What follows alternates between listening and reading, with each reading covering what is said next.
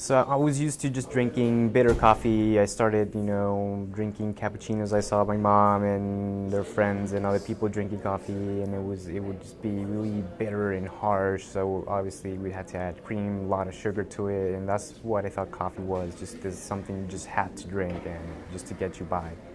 And then a couple of years ago, in New York, I visited a small coffee shop. I ordered a latte, and then first thing that shocked me was the latte already had a heart in it, like really well balanced, and that for me was just an eye opener. And then tasting it, it was so smooth, it didn't need any sugar, and that was a big aha moment. Like, this is perfect.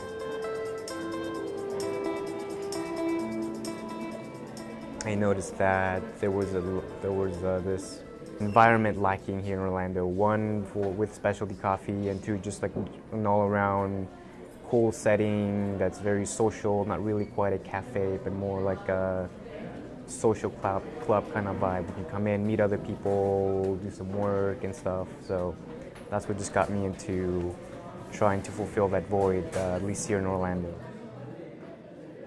What I like about the place is how comfy it is. It's very homey. It seems like not like your typical coffee place. It's not like I'm going to like a Starbucks where there's a lot of people and it's kind of clustered and I guess in a sense artificial. Like this seems very unique. It's cozy. Yeah, like it's very unique. It's kind of its own vibe, which is cool. It's very different.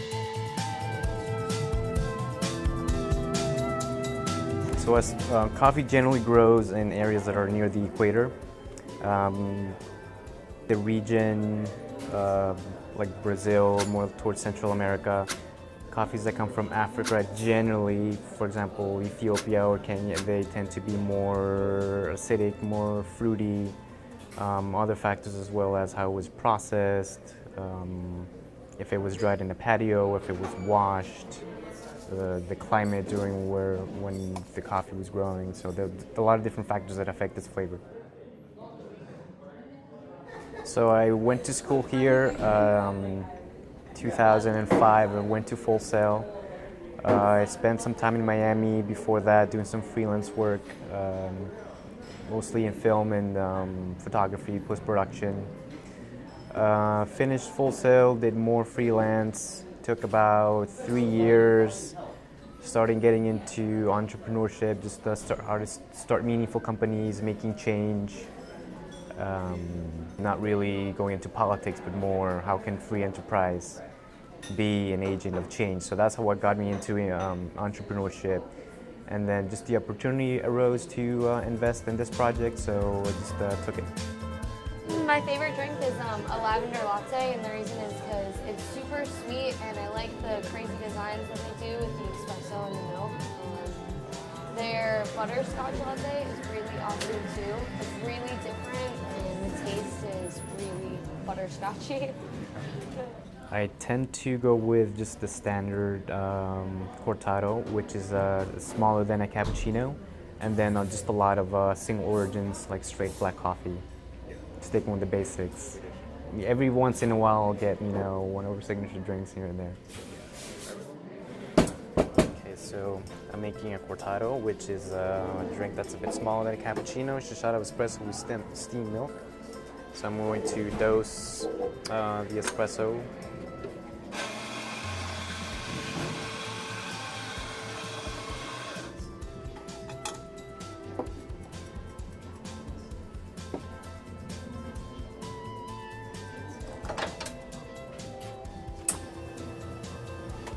While that's pulling, I'm gonna steam some milk.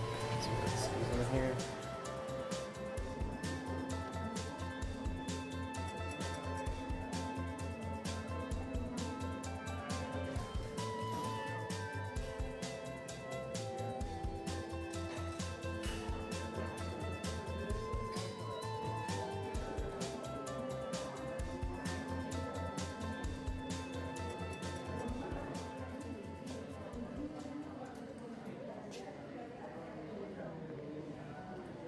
I mean, for us, like, for example, when you see the quote over there, we can accept the world the way it is, or do stuff to make it better. I think that everyone, each of us have, whether either we are pursuing, degrees or careers in television, film, medicine, business, we can all impact our surroundings through our degrees, through our careers. So just because you're not a politician doesn't mean that you cannot make change for whatever cause that you feel close to. With business or being involved in the community, like there's many different ways we can just make change.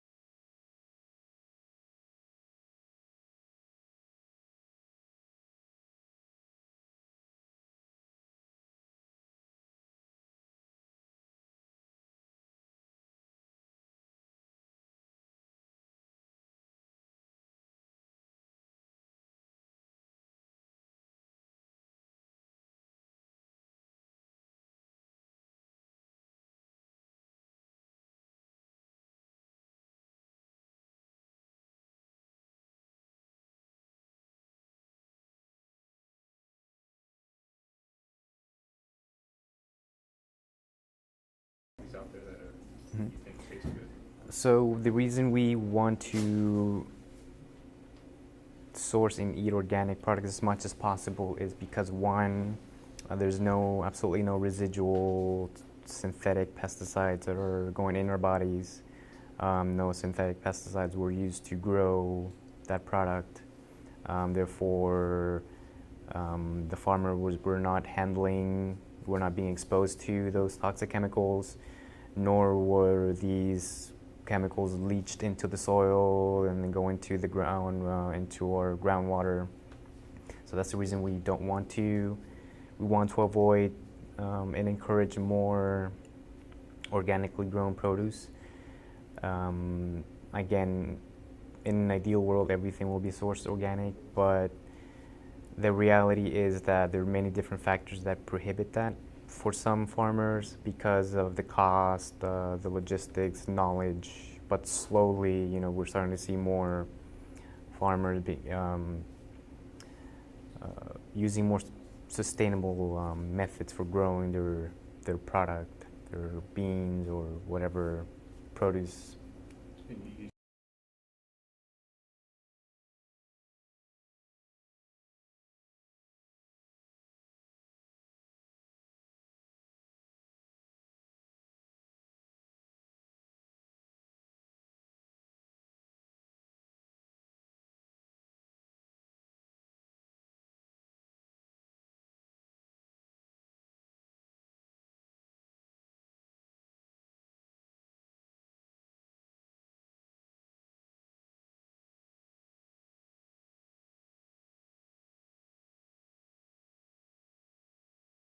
For farmers, that's very important because it ensures they're getting not only good prices, but also the knowledge to help them grow and keep producing good coffee all around.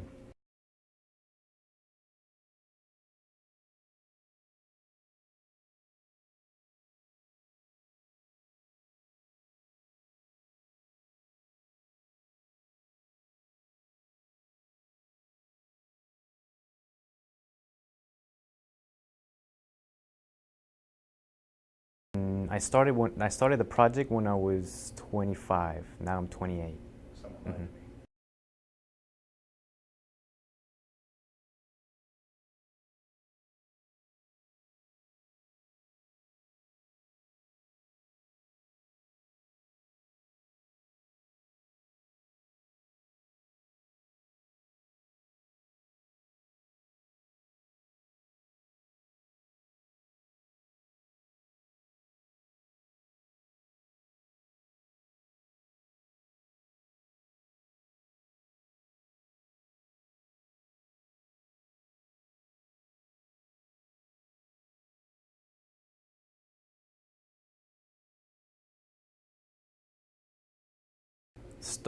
Starting a business is never easy.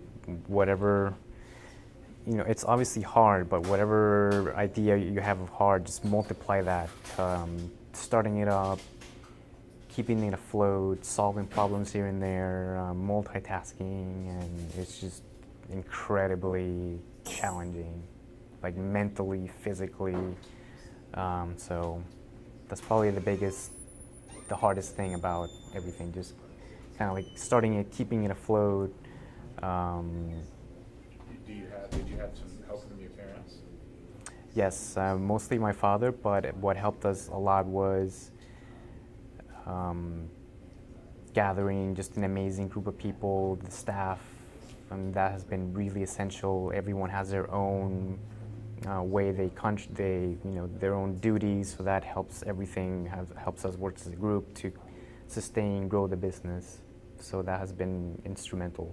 And you've had the same staff here pretty much since you've opened. We've had a lot of key people have been here almost since the beginning. Yeah, and that's pretty key for creating an atmosphere and the type of vibe that you want. Yeah, absolutely, yeah. Yeah. So it's a funny question for you. What comes first, owner, barista, or rocket launcher? I would say rocket launcher because you have to get stuff done. Like if you don't get stuff done, nothing will happen. So everything else is just consequential.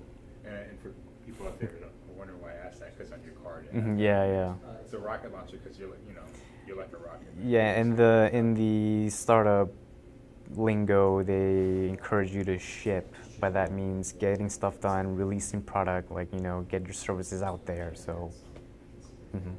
Anything else anything you'd like to tell me that maybe I didn't ask in a question? Something that you feel is relevant?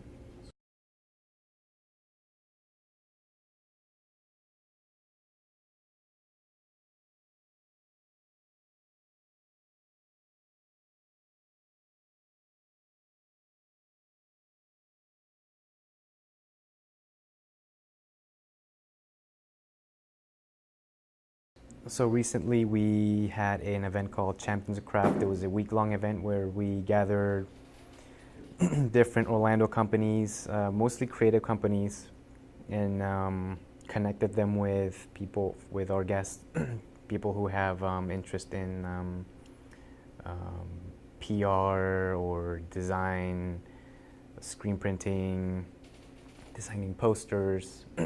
So that was a very fun event to just kind of have everyone mingle around, make connections. So those are the types of events that really we try to pursue when we get to connect people and learn stuff and build skills. Very cool. Do you ever go to farmer markets? I do, yes. Any popular ones around Orlando that you? I like the Lake Eola one. That's really big. At the Audubon Park every Monday. That's another good one. I'd say those are the two ones that I most frequent. Cool. So.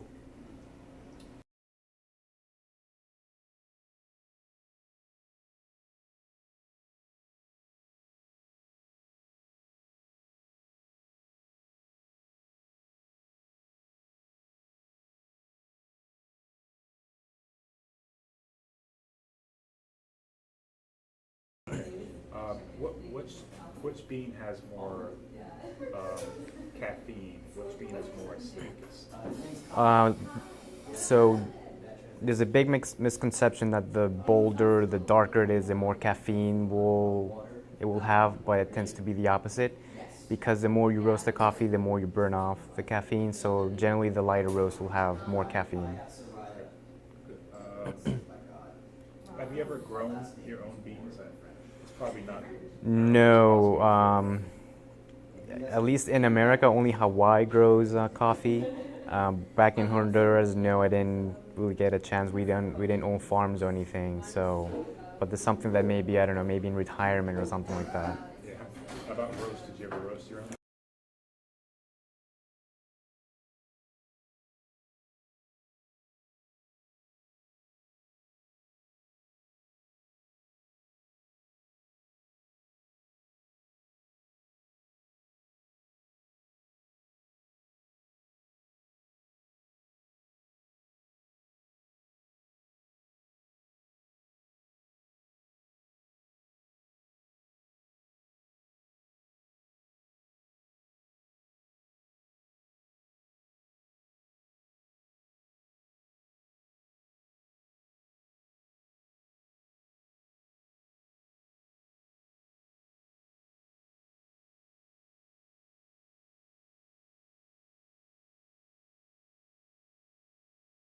So do you taste like the individual coffees, like you taste them individually brewed, and then you kind of decide which ones would blend together well? When it comes to blending, we leave that to the roaster because that's their expertise. We just come up with a flavor profile in mind, and we just tell them, or whatever you have in stock, you do your thing. They come back to us, we try it, and then we tell them, tone down on the acidity a bit, or bring the body a bit more. So how do you come up with the flavor profiles that you want to blend them?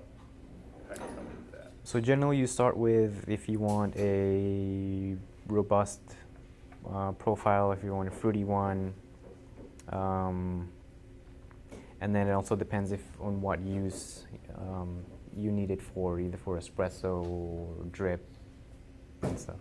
Okay. Do you have a favorite drink here at Vesper?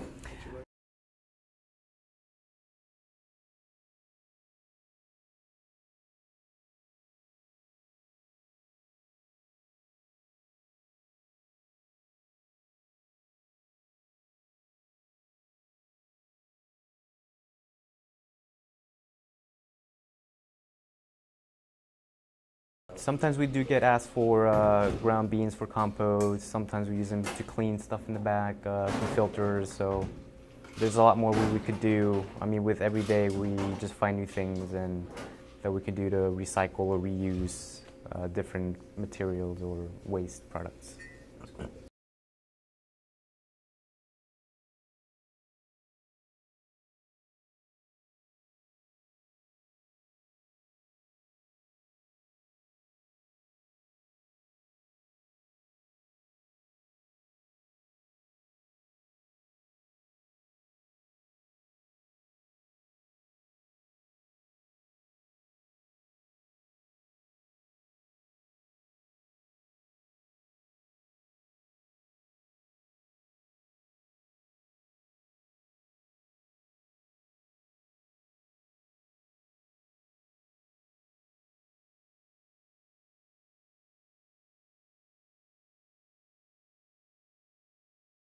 So at the store, we try to carry very different flavor profiles when it comes to coffee. So a dark and robust one that's smooth and very balanced. One that's more fruity with notes of kind of like blueberry, blackberry, and then ones that are more on the citrus side. More like flavors like lime, orange peel. So always try to carry that wide flavor spectrum. And then we just sample and then we talk to roasters and see what they have, any exciting new coffees they sourced. We try them and then that's how we decide on what to put on the menu. When it comes to blends, we just talk to the roaster like, hey, we need a coffee blend that's good for cold brew or that's very diverse that we can use for drip coffee and espresso. So it helps to have a dialogue with roasters and just try and adjust here and there.